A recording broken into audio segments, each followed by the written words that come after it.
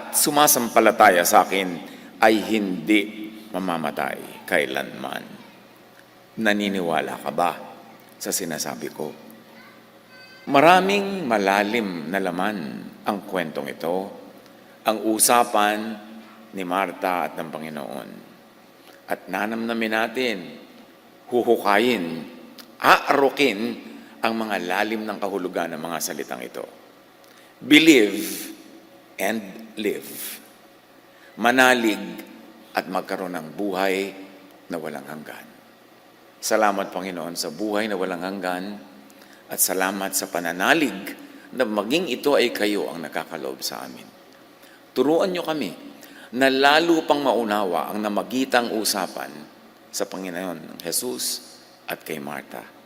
At ito mabigyan namin ng paglalapat sa aming pang-araw-araw na buhay, lalong-lalo sa pananaw namin tungkol sa kamatayan at sa buhay na walang hanggan. Kayo po ang mangusap, ang magturo.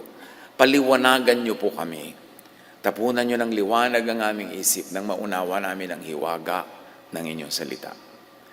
At papasalamat po kami, Ama, sa ngalan ng iyong anak na si Jesus.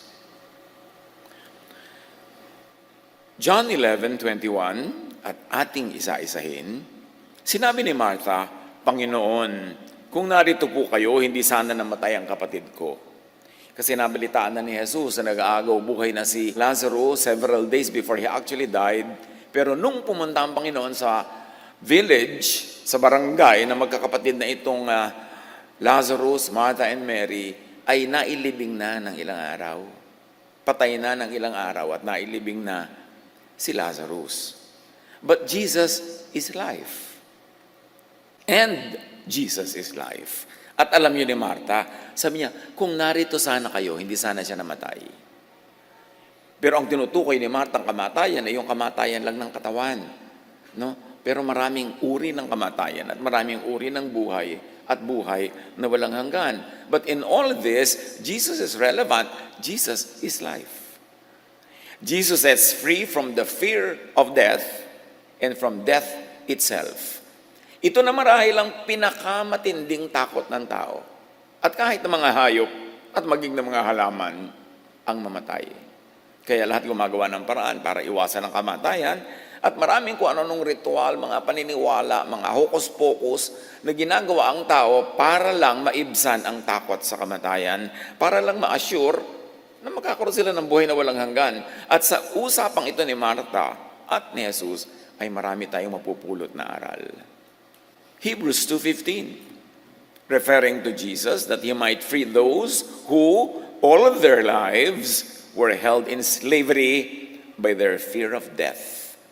Ang takot sa kamatayan ay tinatawag na pagkaalipin, slavery. Kasi buong buhay, nagpapakaalipin talaga ang mga tao para lang maibsan ang takot sa kamatayan. At isa dyan, pagpapaalipin sa relihiyon.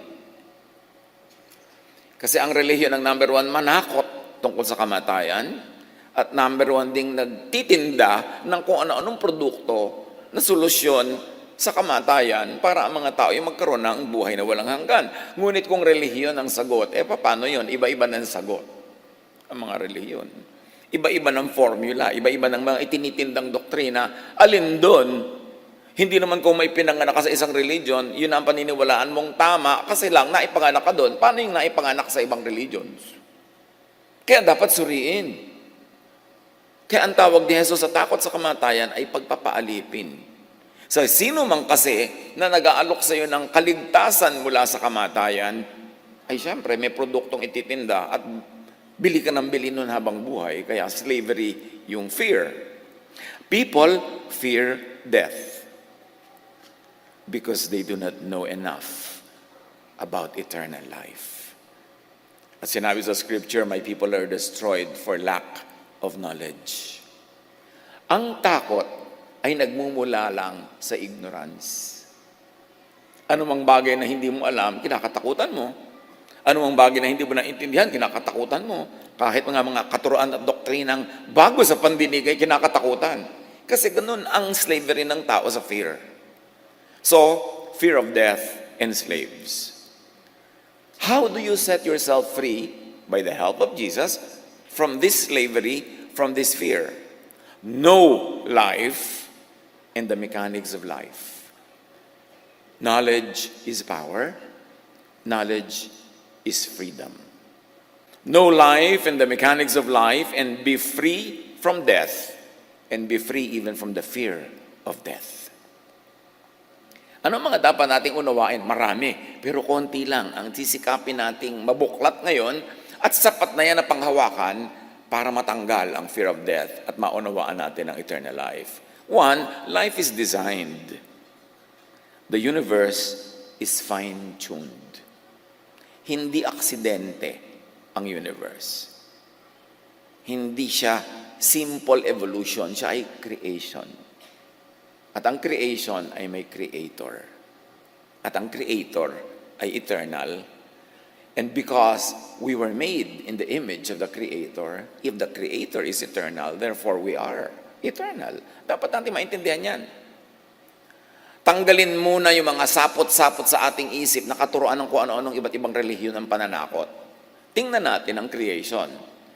Life is designed, the universe is fine-tuned. Consider yung isa sa mga rules of science, the golden ratio, or what they call the divine proportion. Hindi ko inaasahan na lahat tayo ma-appreciate o agad, maiintindihan in one sitting, kasi kumisan 4 years pinag-aaralan ng mga yan.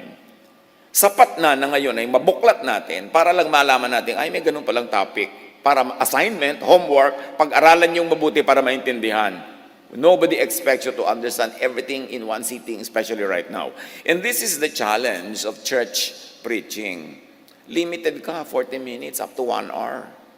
Paano mo ituturo ang lahat ng yan? Kaya nagiging sound bites lang eh. At ngayon, i-consider natin sound bites na assignment ninyong pag-aralan lahat para lalong maintindihan. Ang goal lang natin ngayon ay buksan ang ating isip na may mga ganun palang usapin, may mga ganun palang topic na dapat lang saliksikin. We shall flirt with some scientific principles. Know, understand, at kung nano-nosebleed, just take note now and know more soonest. Huwag matakot sa bagong nadidinig, huwag matatakot sa bagong nalalaman because God is knowledge and God is light. Now, the golden ratio in science is a perfectly symmetrical relationship between two proportions. Mathematically, this ratio is closely related to the so-called Fibonacci sequence, where each term is the sum of the previous two. For instance, 1, you start with 1. 1 plus 0, kasi 0 yung kakambal niya sa una, 1 din. Now, ang kasunod ng 1 ay 2. So, 1 plus 2 equals 3. Tingnan nyo yung sequence. Now, 3 plus 2, yung sinundan niya, equals 5. 5 plus 3, yung sinundan, magiging 8. And so on, hanggang maging 13, hanggang maging 21. This law is embedded in nature. Hindi pwedeng aksidente kasi design. Tingnan natin yung sinasabi ng ating video sa Fibonacci sequence. Nakita na natin yan. Tingnan nyo uli, i-research nyo uli, paulit-ulit. Kasi that sequence repeats. Now, this pattern shows even in great works of art. Ano ba yung tinatawag na maganda? Lumalabas din yung sequence na yan kahit sa shell, kahit sa Milky Way, kahit sa mga halaman, sa fern na bumubuka, kahit sa storm na nabubuo pa lamang, kahit sa sunflower. Pag tinignan nyo, tinitigan, lumalabas yung Fibonacci sequence. At yung Mona Lisa, maganda kasi sumusunod pa rin yan doon sa pattern na yon. Maging ang Greek classical architecture. Maging lahat ng tinatawag nating maganda. Yung pinayagan ng humanity na ma-establish na maganda. Pati yung painting ni Da Vinci na creation of Adam, sumusunod sa ganun sequence. Kaya, alam mo man o hindi yung sequence na yun, something inside you tells you, maganda ang art na to. At may nagsasabi naman sa'yo, ay, hindi ito maganda. Bakit tabi-tabingi? Bakit parang magulo? Parang walang kwenta. Kasi nandun yun, embedded sa nature. Pagka tinignan pa natin at kinonsider, halimbawa yung fractal geometry, spell fractal geometry, sometimes called Mandelbrot equation. Now, a fractal is a shape that shows self-similarity. Yan, papasok ang microscope sa tinitingnang parts ng isang living thing. Yung pattern, ulit ng ulit, Habang makakarating ang microscope mo sa mas maliit na mga bagay, makikita mong paulit-ulit yung pattern. Every part of the structure is the same as the whole. Maging sa mga shell uli, maging sa sunflower, maging mga sanga ng puno at yung mga veins ng mga dahon at maging mga sanga-sanga ng mga ugat at kung ano-anong bahagi ng ating baga, nandun lahat ang sequence na yan. Pag binuklat mo through the microscope ang lahat, malalaman mo mayroong creator. Lalo naman, pag umakyat ka sa taas, sa kalawakan, through a telescope naman, lalong makikita mo na may creator. The microscope and the telescope are God's great prophets. Kasi inire-reveal nila ang mga hiwaga ng Diyos, na hiwaga lang yun sa hindi marunong. Pero sa marunong, hindi na yun hiwaga. It becomes knowledge. Now, the golden ratio and fractal geometry appears all over nature. Nature follows these patterns. So, anong ibig sabihin? Mga kapatid, merong natural law. Law that applies to all. Ano man ang relihiyon mo, the law of gravity will apply to you. The law of physics will always apply to you. Ano man ang sekta mo. The law of velocity, buoyancy, all of this will apply. Kasi yan ang universal law. Kaya alam mo yan ang law ng God over all the laws of many religions that are competing, bangga-banggaan, laban-labanan, alin ang totoo. Siyempre, kung narrow-minded ka, ipipilit mo, yung faith mo ang totoo. Kasi yun ang faith mo. Kasi doon ka lumaki. Kasi doon ka sumali. Pero paano yung iba? Ginigit din nila yung kanila ang totoo. Alin ang universal truth that is true everywhere, every time? Scientific laws. So you know that the Creator is the scientist. Hindi magkakontra ang science at ang true faith in God.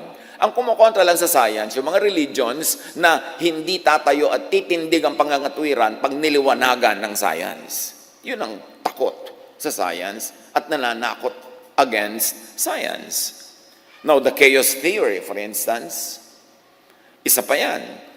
In any chaotic setting, sabi ng chaos theory, there exists a definite pattern.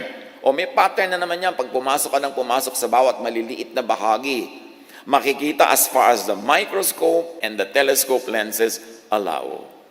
Technology, science could really be God's last prophet na nagpapakilala talaga sa Diyos in very clear, repeatable terms.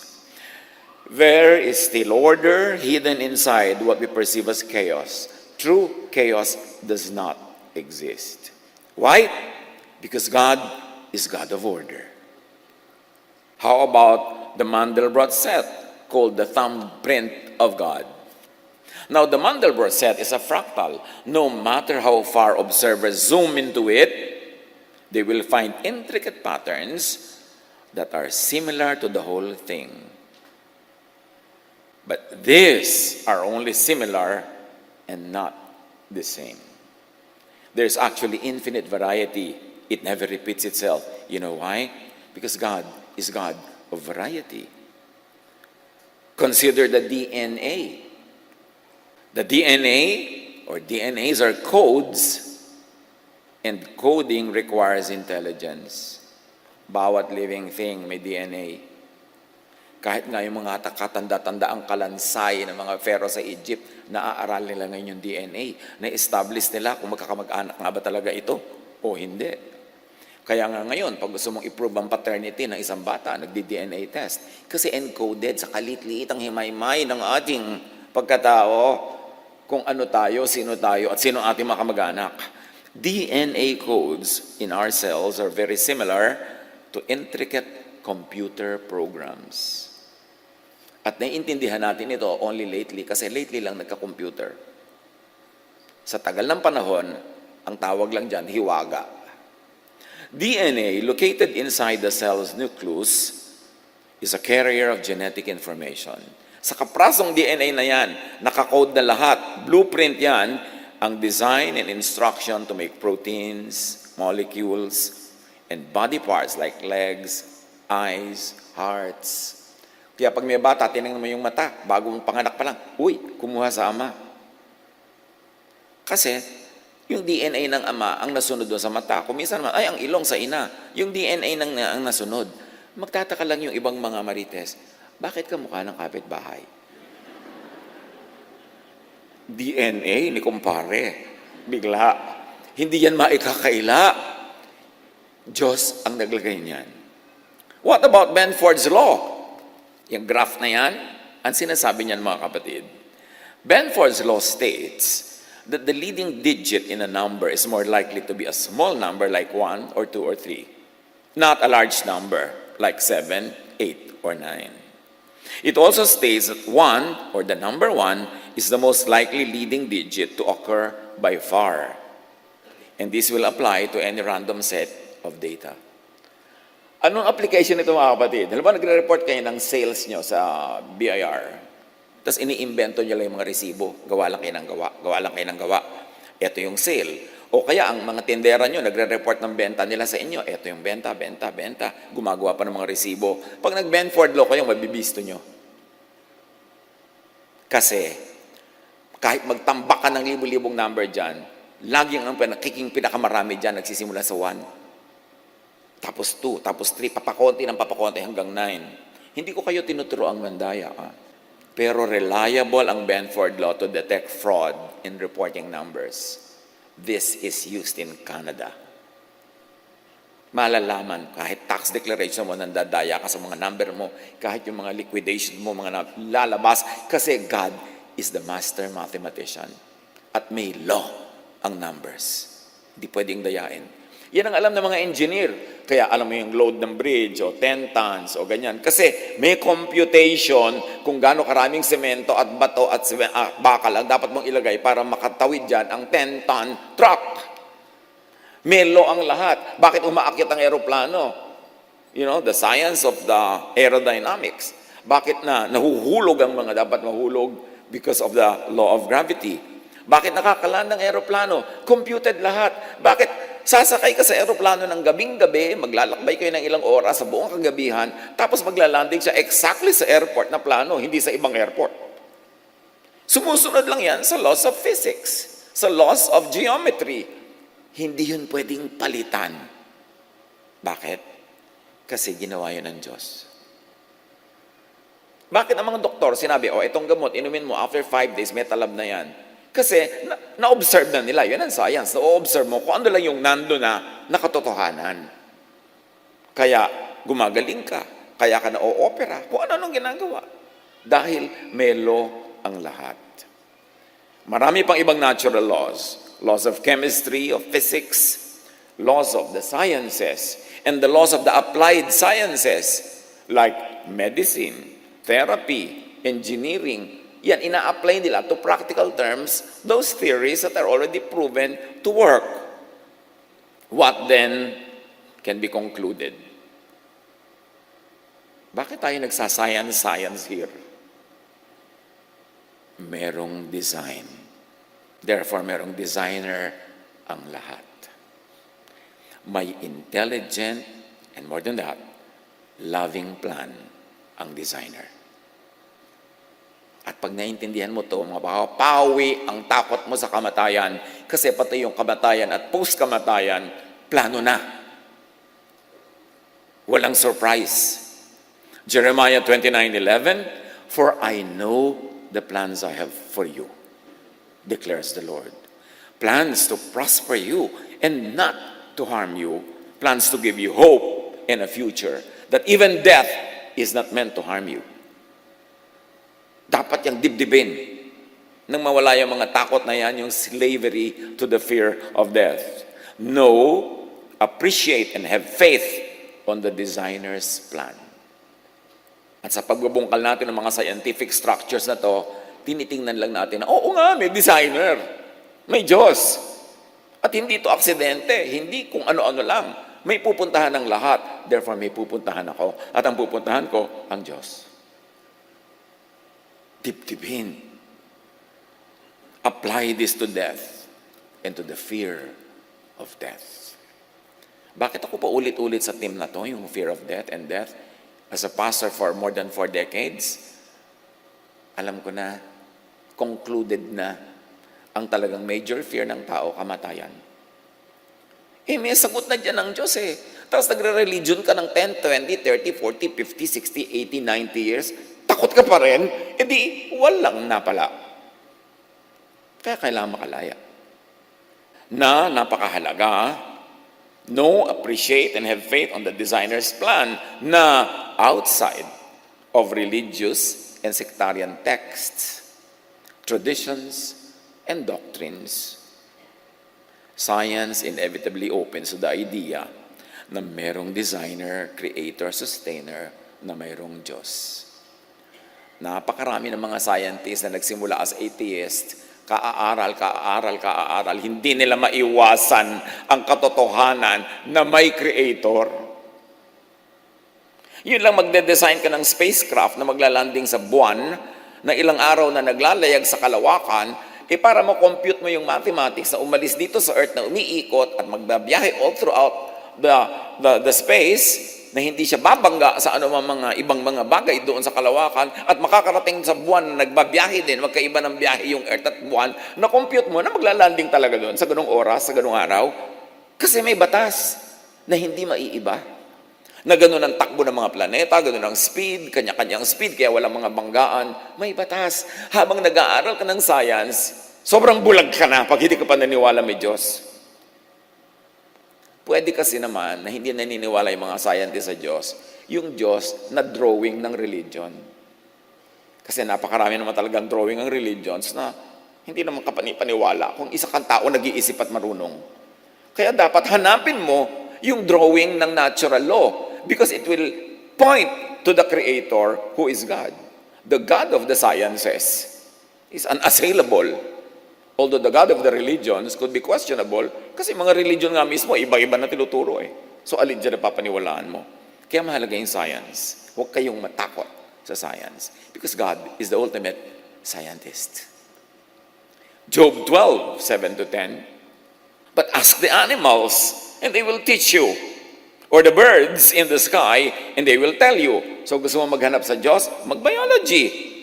Sino sa inyong laging absent noon sa biology? Hindi tuloy natandaan na ang Heterobasidiomycetidae is the scientific family name of mushrooms. Hindi nga ma-spell. While most religious laws or theologies are inconsistent, contradictory, myopic, local, and sectarian, while most religious laws point to competing prophets and theologians, natural and scientific laws are constant and universal. They point to and reveal the non-sectarian Creator. At gusto kong bigyan ng diin non-sectarian God. Ang God kasi pinag-aagaw-agawan ng mga sekta, ng mga relihiyon, at binibigyan ng kanya-kanyang bihis, costume, itsura, drawing, at mga doktrina. No, go to the non-sectarian God of creation. At pwede rin siyang makilala sa Bible. Ang dami-dami pwede mo pagkakilanlan. Marunong ka lang dapat pumili at manuri kung ano ang titingnan. Job 12, 7-10, mag-biology ka daw. Or speak to the earth, and it will teach you. So mag-geology.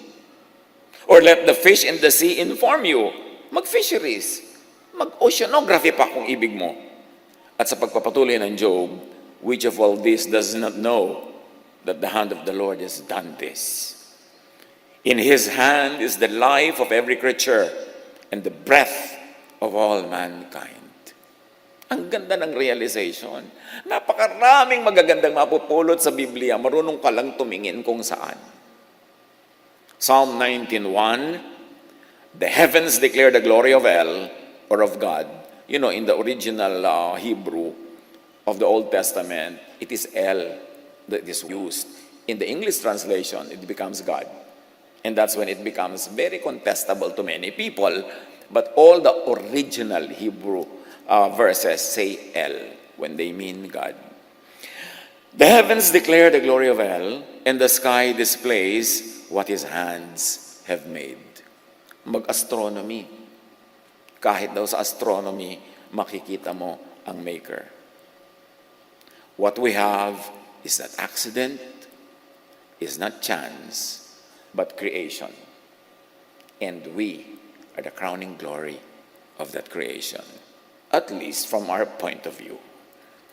Now, understand, as we have been saying, life and the mechanics of life. And one important truth is that the Creator is eternal. God does not die. Jesus naman died.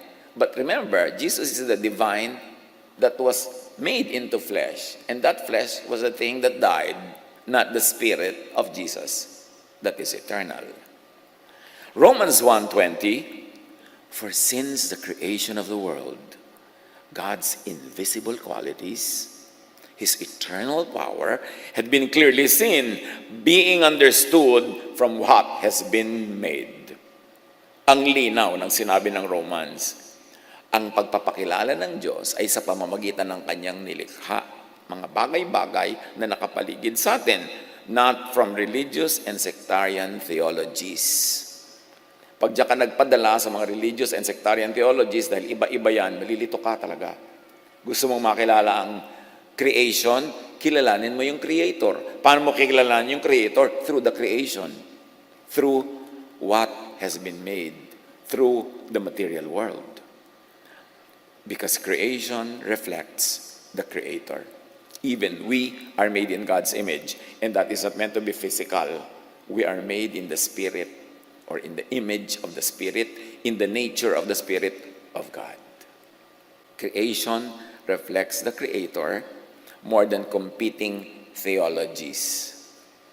1 Timothy 1:17, now to the King eternal, immortal, invisible, and may I add, but visible through creation. You want to see God, you cannot see God in truth because God is Spirit.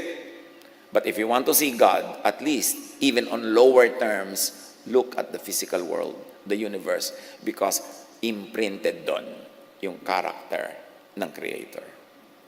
Now, creation is eternal, therefore we, His creature, have eternal life. Iba-iba ang sasabihin sa inyo mga religion tungkol dyan. Magkaka-eternal life ka lang pag sumali ka sa kanila. Paano kung 4 na religion nagko-compete? Saan ka sasali? Maniniwala ka na membership ang nagsisave? Paano yung hindi naging member?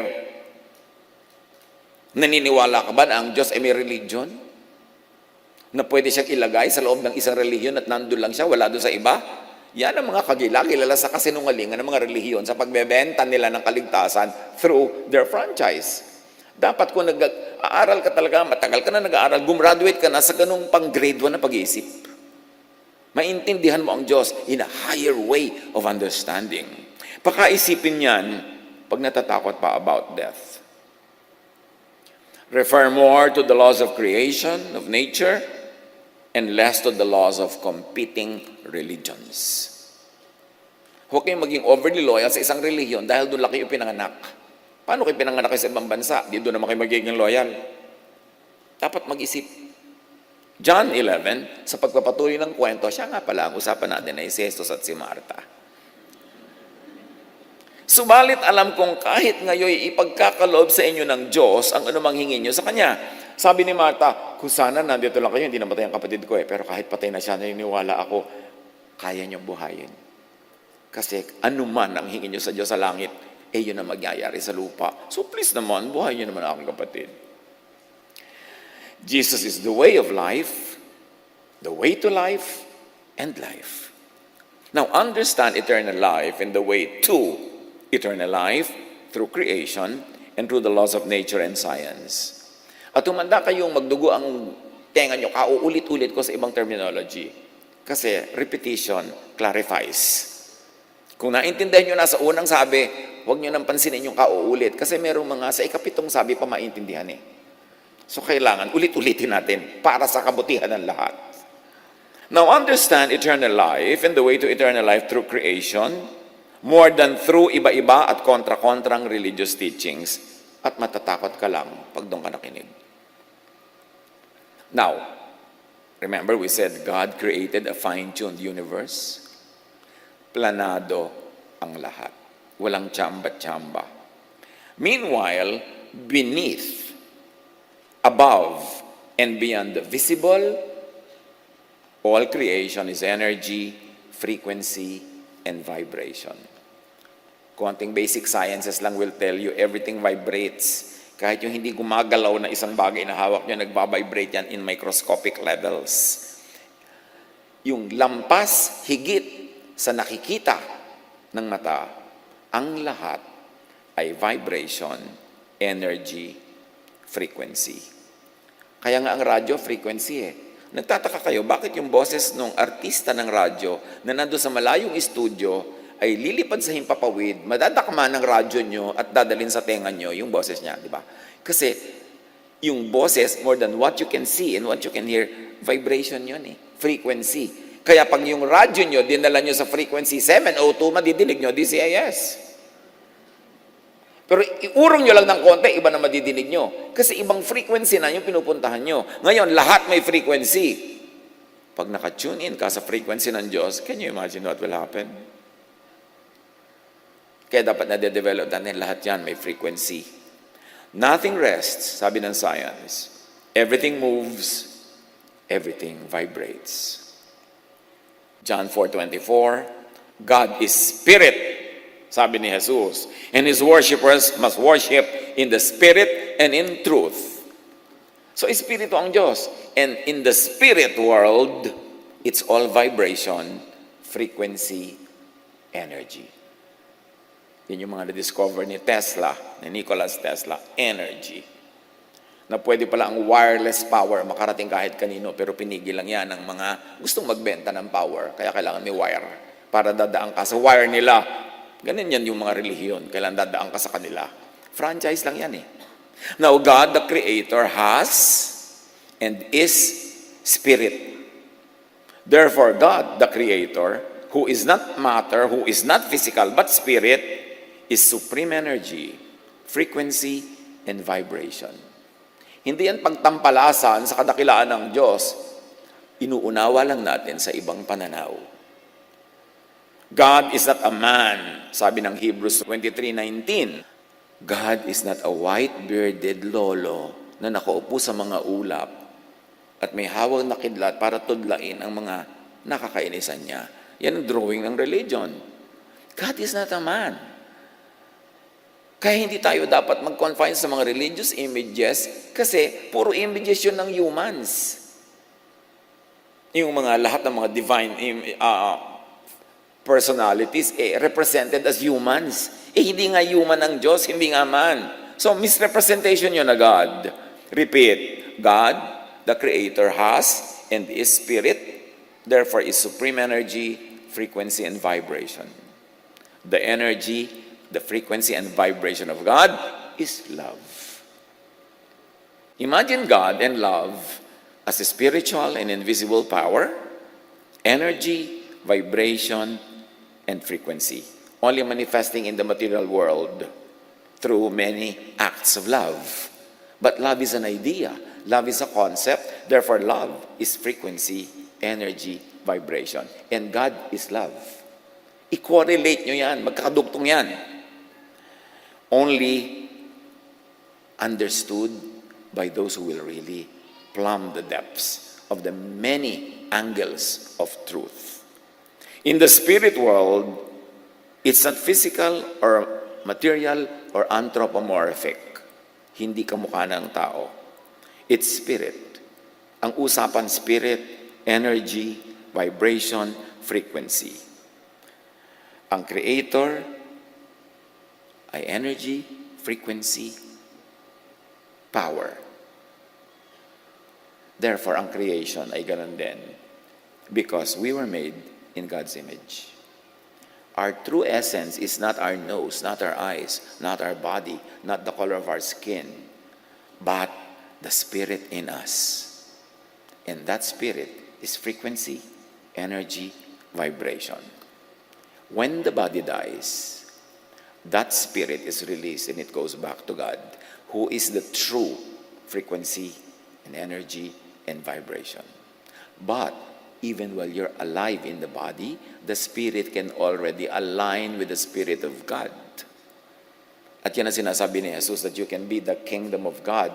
The kingdom of God is in you. It's not in the stone temples. It's not on mountains. It's not in places of worship.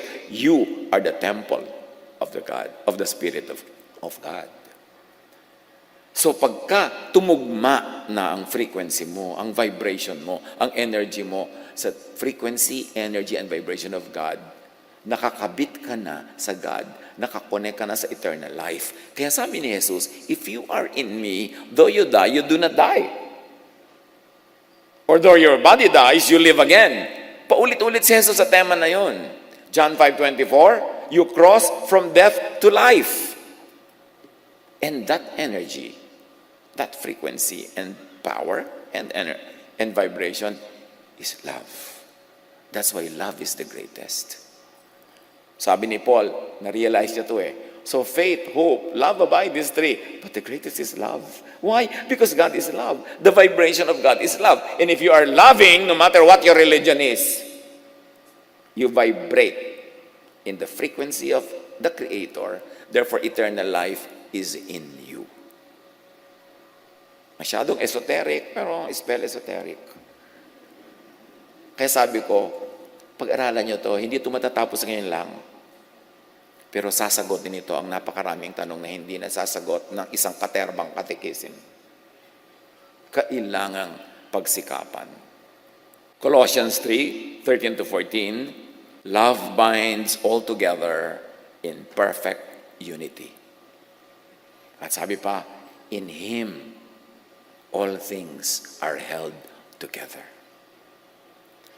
So si Jesus, yung power na yun that holds everything together.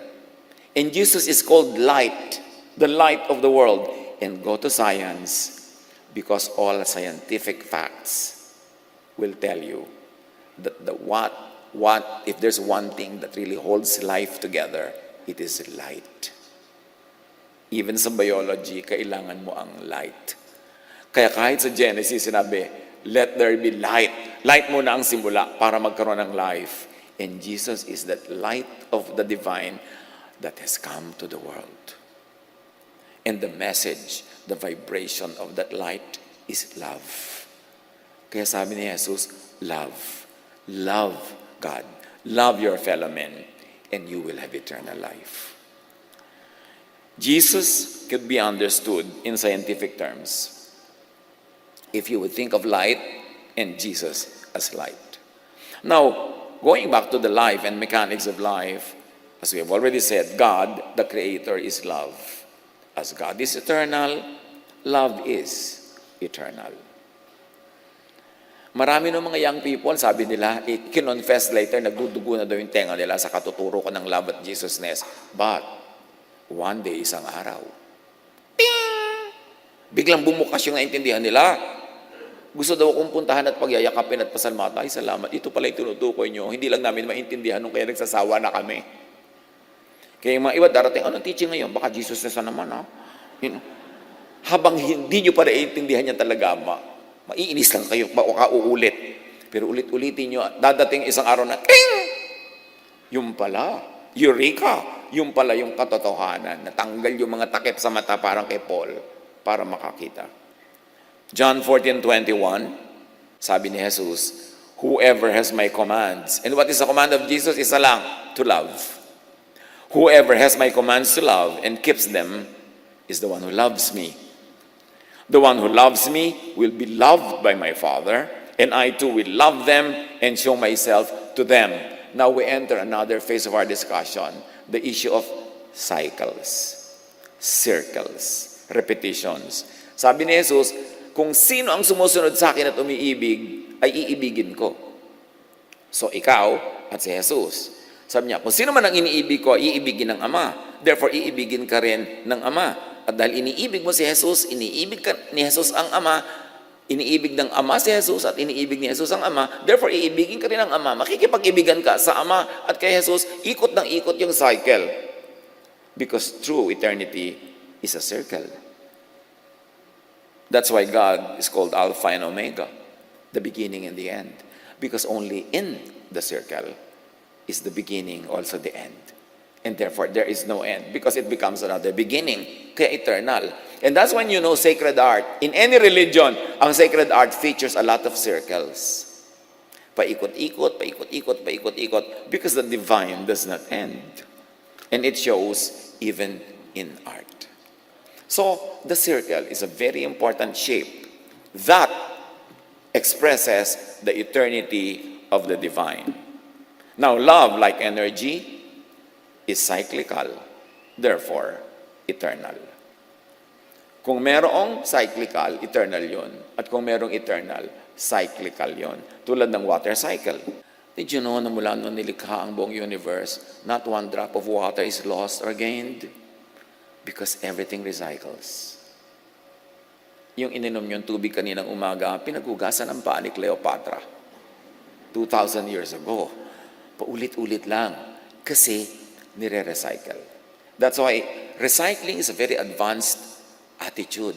Yung nire-recycle mo yung supot, nire-recycle mo yung mga lalagyan para bumalik siya sa pagiging useful at huwag siyang maging basura. Now, John 11, balik kay Martha at Jesus, sabi ni Martha, kung sana lang nandito kayo, hindi mo mamamatay ang kapatid ko eh. Sabi ni Jesus sa verse 23, muling mabubuhay ang iyong kapatid. Sabi ni Jesus. At bakit? Bakit siya muling mabubuhay? Kasi love ko siya. At love niya ako. At dahil ang vibration ng divine ay love, when you love, and when I love you, the vibration of life is in you, you never die. Only the body dies, but it actually doesn't die. The body only recycles.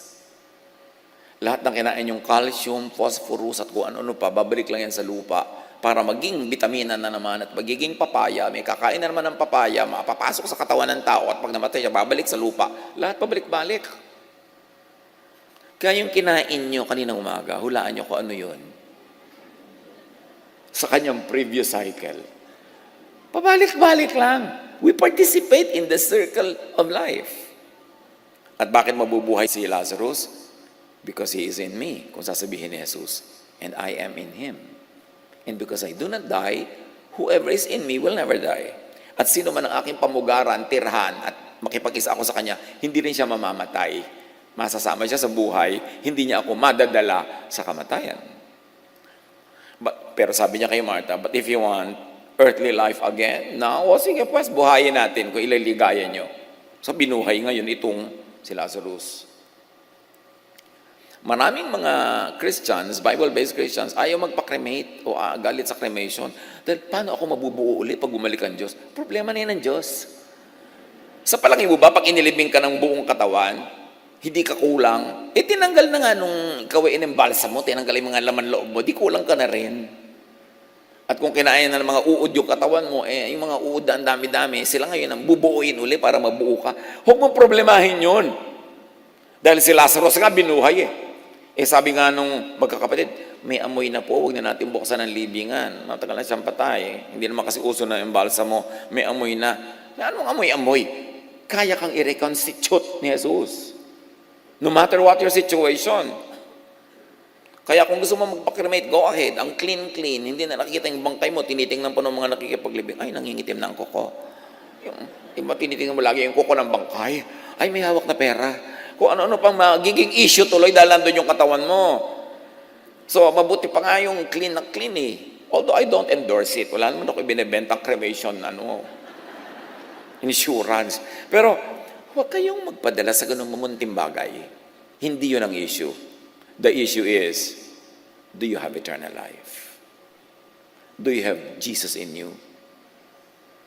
And no matter what your religion, if you love, you transcend those sectarian divisions and go above it and become universal, and you join the Creator who is non-sectarian.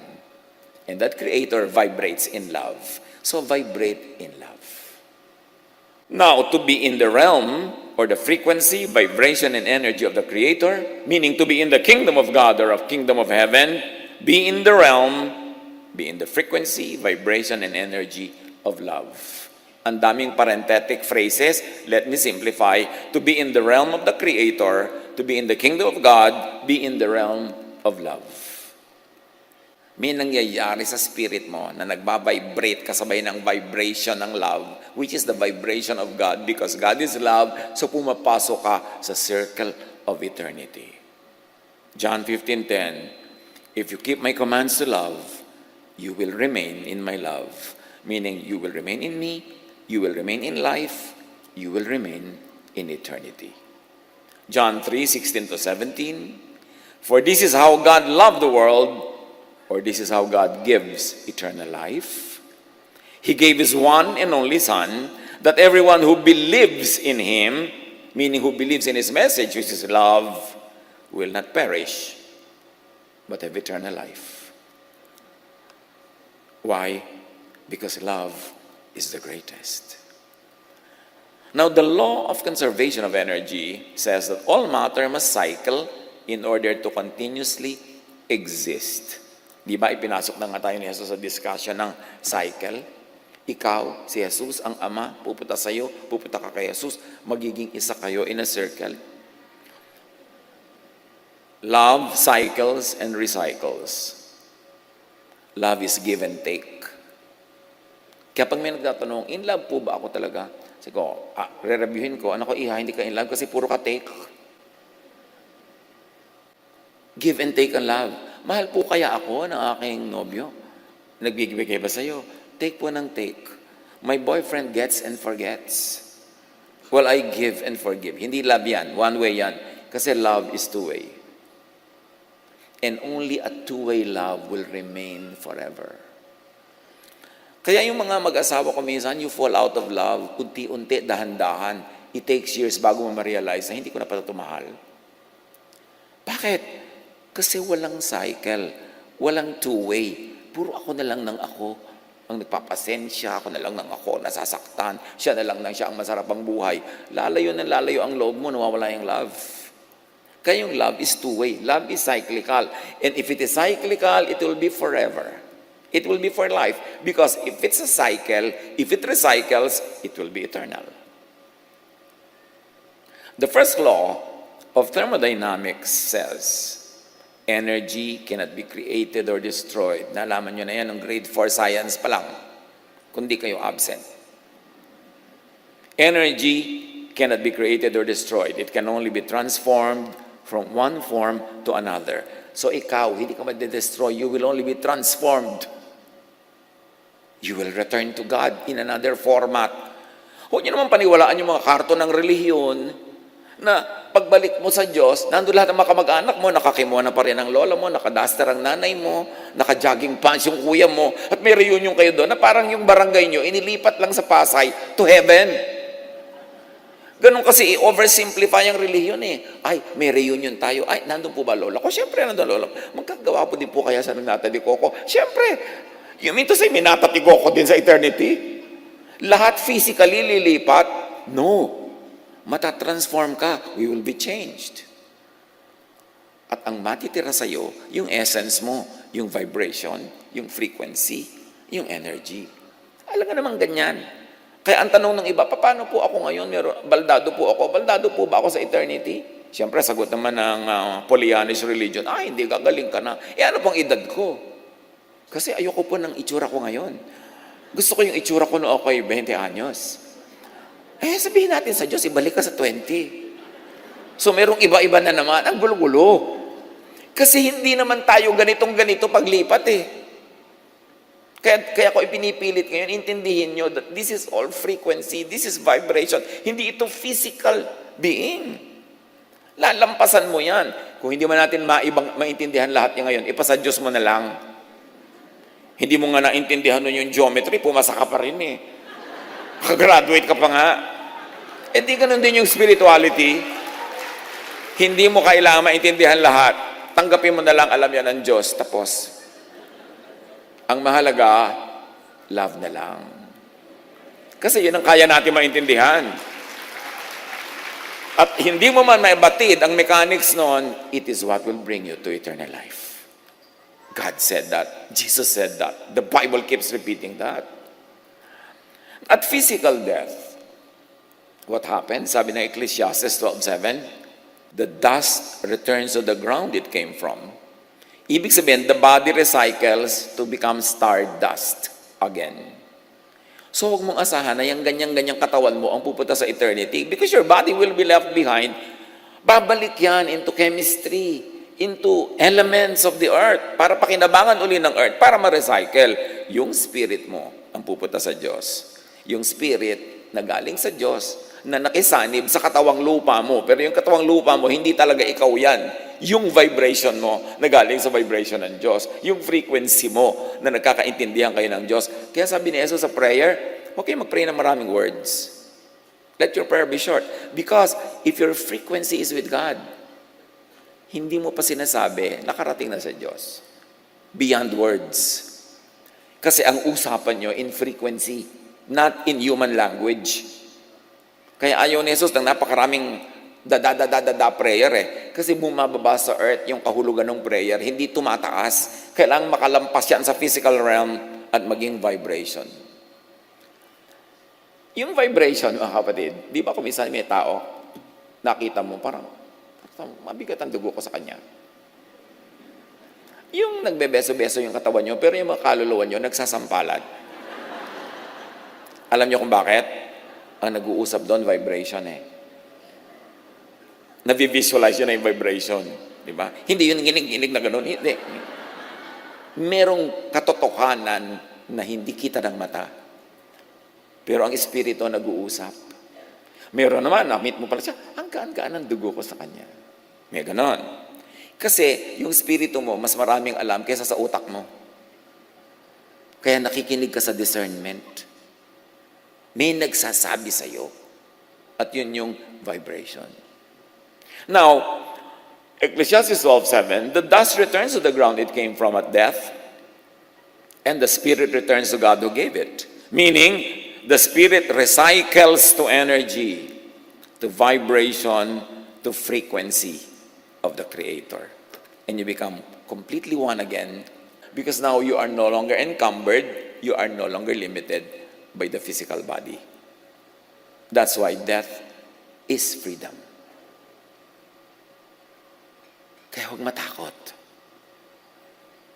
Sa kabila nung pinto ng kamatayan nun, nandun pa rin ang Diyos. Mas maningning, mas mauunawaan. Believers in Jesus and Jesus-ness vibrate in the frequency of eternal love. Enter the sphere of the divine eternal energy. Hindi yan hindi yan new age. Yan ay karunungan na itinuturo sa atin ng science. Believers in Jesus are born again, recreated, recycled into eternal spirit, eternal life of the divine. John 11:24, sumagot si Martha, alam ko pong mabubuhay muli sa huling araw ang aking kapatid. Sinabi ni Jesus, anong huling araw ang pinagsasasabi mo dyan? Ako ang muling pagkabuhay at ang buhay. Ako, hindi ang future event, hindi ang religious dates, hindi ang Jewish belief, hindi ang katuruan ng kung ano-ano dyan. Ako mismo ang buhay at ang buhay na walang hanggan. Kahit kailan, pwede ako magbigay ng buhay. Kahit anong paraan, pwede ako magbigay ng buhay. So huwag mong hintayin yung huling araw. Sabi niya, ako, hindi ang huling araw, ang buhay. Ako ang waling pagkabuhay at ang buhay. Yung waling pagkabuhay sa namatay na yung katawan. Yung buhay sa hindi pa namamatay ang katawan. Parehong operational ang power ni Jesus. Jesus is God's love incarnated. Di ba ang pag-ibig nga ay frequency? O paano ngayon? Naging tao si Jesus. Pero beyond that tao, beyond that katawan is the universal spirit of the Word who was made flesh. John 5:24, whoever hears my word and believes him who sent me has eternal life. Walang binanggit ditong religion, Walang binanggit na sekta. Walang binanggit na ritual. Ang sabi lang ni Jesus, ang nakikinig sa aking salita at katuruan ng pag-ibig at nananalig dito, meron ng buhay na walang hanggan. Hindi na niya kailangan hintay mamatay ang katawan niya. Nagsimula na ang buhay niyang walang hanggan. Lilipat na lang yon, oras na namatay yung katawan. Love, not religious identity, is the distinction of those who are truly in God, of those who have eternal life. Gusto mong tanungin, ligtas na po ba talaga ako? Ligtas na kaya siya? Itanong mo, loving ba? Because love is the distinctive, not religious identity, not ritual, not anything. Love. 1 John 4:8, whoever does not love does not know God, because God is love. Di ba, ang daming relihiyoso, hindi naman loving? So alam mo na, kailangan itong matuto, kailangan itong maturuan. Hindi binabaliwala si Jesus ng mga pag-aaral na ito at pag-unawang ito. Jesus is in the center of all this because Jesus was sent to tell us that the way to God is love. Hindi siya nababaliwala. Central na central siya. Proverbs 12:28, in the way of righteousness, and to Jesus, righteousness is love. In the way of righteousness, there is life. Along that path is immortality. Tandaan niyo itong Proverbs 12:28. You want to be immortal? Be righteous. Be loving. Hindi ito be righteous according to the law, but be righteous according to the command of God through Jesus, love. Eternal life is in Jesus, in love. John 1:12, to all who did receive Him, meaning who received His love, to those who believed in His name or in His teaching of love, He gave the right to become children of God. Therefore, He gave the right to become eternal. Yung kasing maraming mga religious work, pag sinabing, ipatanggap natin si Jesus. Pero ang totoo, ang ipinapatanggap ay law. Ang ipinapatanggap ay religious tradition. Kunwari, ipinatanggap si Jesus, pero pag dilat mo after the sinner's prayer, isang tambak na law ang ibibigay sa'yo, at actually, yun pala talaga ang agenda. Pero ang ipinapatanggap mo, pag pinapatanggap mo si Jesus, ay yung katuroan ni Jesus, and that is, receive God's love, it is grace, it has no payment, because love nga yan, so tanggapin mo na lang, at umibig ka sa kapwa, kung paano ka iniibig ng Diyos, yun ang eternal life. Yun ang turo ni Jesus. Jesus is central to this teaching. Luke 10:25-37, ang ganda nitong usapan na to. May nagtanong kay Jesus, what must I do to inherit eternal life? It's probably one of the most important questions you could ask in your life. Sabi ni Jesus, what is written in the law? Mukhang akala mo law pala. Jesus replied, how do you read it? He answered, yung nagtatanong, love the Lord your God and love your neighbor as yourself. Observe that this is a non-religious, a non-sectarian way to inherit eternal life. You have answered correctly, Jesus said. Do this, love, and you will live. Hindi sinabing, join this religion, do this ritual. Sabi niya, paano po ba ako magkakaroon ng buhay na walang hanggan? Sabi ni Jesus, ano bang basa mo sa law? Anong interpretation mo dyan? Anong tingin mo? Mahalin po ang Diyos at ang kapwa. Yes! Tama ka! Gawin mo yan at magkakaroon ka ng buhay na walang hanggan. This is Jesus, the non-sectarian Son of the non-sectarian God. Binibigyan niya ng halaga yung vibration mo to vibrate in the frequency of love. To inherit eternal life, love God the Most High and love your neighbor. Why love your neighbor? Because God loves that neighbor of yours. How can you say you love God and hate your neighbor? Love din ng God yung neighbor na yon. Non-religious, non-sectarian. Here, Jesus sets free from religious brands and branding.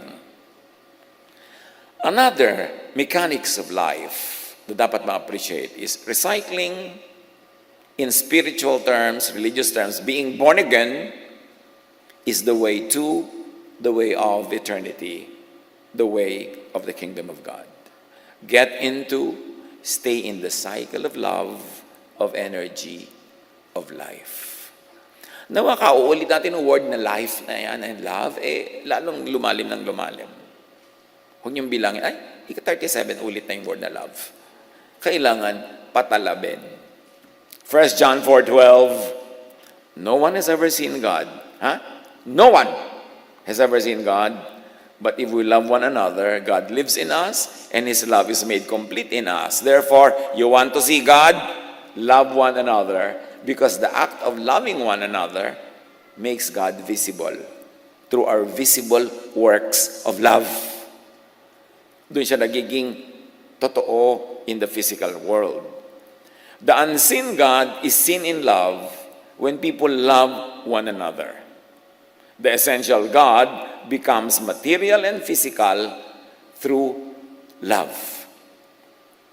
John 17:26, I have made you known to them, sabi ni Jesus sa Ama, in order that the love you have for me may be in them and that I myself may be in them. See the cycle? And you would be in them and they in you, and you are eternal. I am eternal, therefore they will be eternal too. We will be in the circle of eternity. John 11:25, pabalik kay Martha na naman. Sabi ni Jesus, ang sino mang sumasampalataya sa akin, kahit mamatay, ay muling mabubuhay. Now, how to enter and be recycled to eternity? Believe in Jesus, the incarnated, branded Word. Si Jesus kasi, yun yung branded Jesusness. Kasi bago siya naging Jesus, nandun na yung Jesusness. Kaya lang, hindi pa nagiging tao, so hindi pa nagiging Jesus. That's why we always emphasize the word Jesusness, because outside of the physical human Jesus is the idea of Jesusness. And you may be in Jesus the person or in Jesusness the idea, pareho lang yun. Kaya hindi siya branded, hindi siya franchised, mas universal. Believe in Jesusness, the essence, the spirit of the pre- and post-incarnated and branded Word that had become Jesus. Pag-aralan nyo to. Pwede nyo namang i-click sa camera yung sinasabi dyan, and then pag-aralan nyo, balik-balikan nyo. Bawat paragraph ng dinidiscuss natin ngayon is worth 2 years of study. So by now, meron na kayong 40 years sa pag-aaral, dapat kasunod nito. Kasi matagal yan bago maintindihan. Hindi bigla-bigla. Kung naintindihan agad, you're so gifted, thank God. John 1:12, but to all who believed Him and accepted Him, He gave the right to become children of God, meaning children of eternity. When you believe in Jesus and accept Him, hindi yung formula prayer lang. Kailangan naintindihan nyo kung ano tinatanggap tungkol kay Jesus, that God is love and that it is love that brings us to God. Yun ang dapat tanggapin, hindi kung ano religious laws. And you will be welcome into eternity. Love and believe vibrate in eternity. Let Jesus enter you, join your spirit, receive Jesus in spirit, into your spirit and heart, into your thought and mind, therefore into your vibration. Because thoughts are vibrations. Thoughts are frequencies. Receive the kingdom and the kingship of God in your heart and mind. John 3:36, whoever believes in the Son or in love has eternal life. Now, John 11, back to Martha and Jesus, ang sino mang nabubuhay at sumasampalataya sa akin ay hindi mamamatay kailanman. Kayo ba? Sumasampalataya kay Jesus? Ang hina naman. Therefore, hindi kayo mamamatay kailanman. Sinabi na ang linaw-linaw. Walang namamatay. Nare-recycle lang. Life rewards with eternal life those that give back to life and help sustain life. In other words, those that love. Kanina pa natin pinapaliwanag yung cycle. For anything to be eternal, it must cycle and recycle.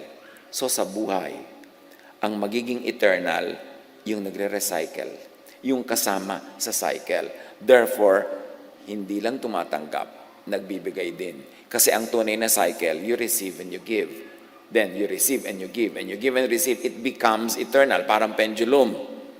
Pero kung get ka lang ng get, huwag mong asahang may eternal life ka. May mangyayari sa'yo, pero hindi ka mamamatay. Iba. Next month na kaya natin pag-usapan yon. Those who love could become like a supernova. Nabanggitan natin yan many months ago. Sa supernova, ibig sabihin lang yung mga bituin na dahil bigay sila ng bigay, sumasabog sila at nagiging maraming bituin din sila. This is a scientific phenomenon. Yan tinatawag na supernova.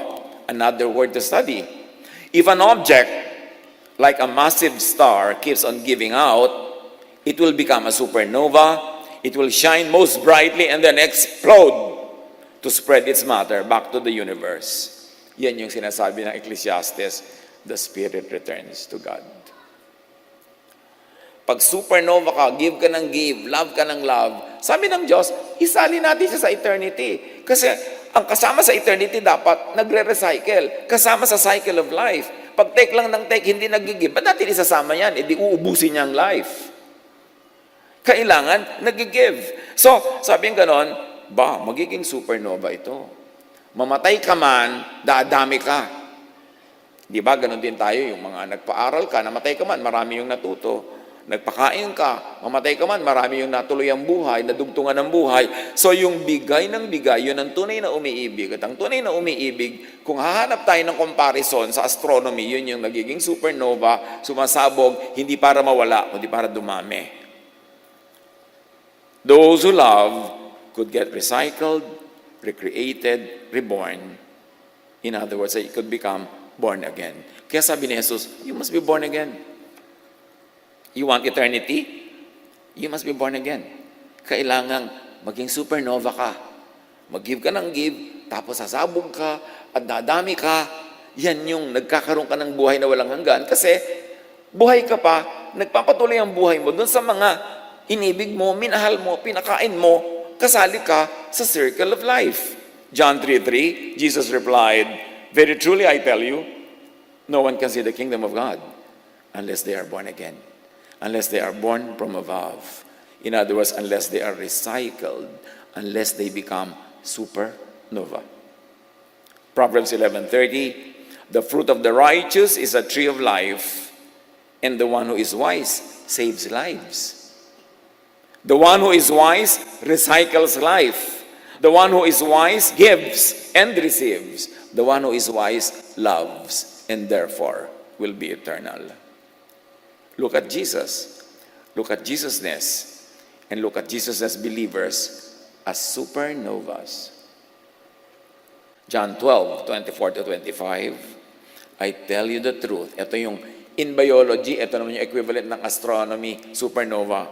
Sabi ni Jesus, I tell you the truth. Unless a kernel of wheat is planted in the soil and dies, it remains alone. But its death will produce many new kernels, a plentiful harvest of new lives, of recycled lives, of stars, if you must. So sinasabi ni Jesus yung principle, mamamatay man niyang mga trigo na yan, hindi talaga yan mamamatay kasi magtutubuan ng napakarami mga ibang trigo na nabuhay dahil siya'y namatay. Ganon din ang ginawa ni Jesus, namatay, maraming nabuhay. So dapat sa iyo mambuhay, maraming mabuhay. At mamatay ka man, mabubuhay ka uli. Pero kung nabubuhay ka, wala ka man lang minahal, wala kang tinulungan, sabi ng Diyos, ay, tanggalin to sa cycle kasi abala lang. Kasi sayang lang. Hindi siya nagpa-participate sa recycling of life. So dapat mawala siya sa cycle kasi abala siya. So, ang ibig natin sabihin, meanwhile, those who are not in God, those who are not in Jesus, those who are not in love, meaning those who are not productive, useful, contributing to the creation and to the system, will not be allowed to be eternal. So, hindi lahat magiging eternal. Merong mga hindi magiging eternal. Bakit? Hindi sila isasali sa circle of eternity kasi sayang lang. Hindi sila kasama sa recycling. Wasteful. Hindi sila loving. Hindi sila giving. So, anong papakinabangan ng eternal system sa kanila? Dapat silang ma-eliminate. They will be annihilated or destroyed. They will perish. Jesus taught that people who did not believe in Him, meaning in love, in giving, would perish. Hindi niya sinabing will be punished forever. Ang sabi ni Jesus, will perish. Ang equivalent nito sa astronomy, black hole. At babalikan natin yung black hole na yan. Kung pwede kang ma-supernova, pwede ka rin ma-black hole. John 3:16, for God so loved the world that He gave His one and only Son, that whoever believes in Him shall not perish, but have eternal life. In scientific equivalent, the unbelieving, the unloving, the selfish could be black holed. Yun yung perish. What is a black hole? If an object, like a massive star, keeps on taking and taking matter by its gravitational pull without giving out, it will become a black hole, a region of darkness and nothingness. Ganun ang nangyayari sa hindi loving. Kaya dapat unawain ang teaching of love. Matthew 25:30, sabi ni Jesus tungkol sa mga ganito, throw that worthless servant outside into the darkness. And if you like to read it, into the black hole. Hindi sila dapat payagang patuloy na makisali sa recycling kasi hindi sila nagre-recycle. Hindi sila nagko-contribute sa eternity. Take lang sila ng take. At sabi ni Jesus sa John 11:26 kay Martha, naniniwala ka ba sa sinabi ko? Kasi lahat ng pinag-usapan natin, pwede ilagay sa loob ng usapan nila. Faith is everything. Faith opens